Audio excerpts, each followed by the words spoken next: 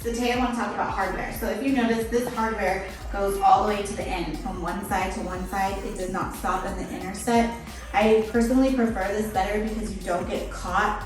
Like if you have like bigger clothing or big sleeves and you're walking by, or a robe or anything like that, you don't get caught. So there's this kind of hardware that you can purchase, or come with me and I'm going to show you another one and I want to know which one you like better. Or there's this kind of hardware. See how the hardware does not go to the very end like the one that we just photographed? This one is the clasp part is in the interset, so you can get hooked on these. This has happened to me many times in kitchens when I'm walking by, or even like on door handles and pantries when they have like the levels.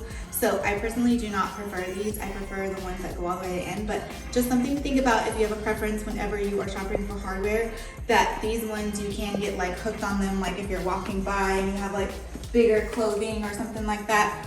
So take your choice. Let me know which one you like, if you prefer all the way to the end or this kind of hardware, and I hope everyone is living just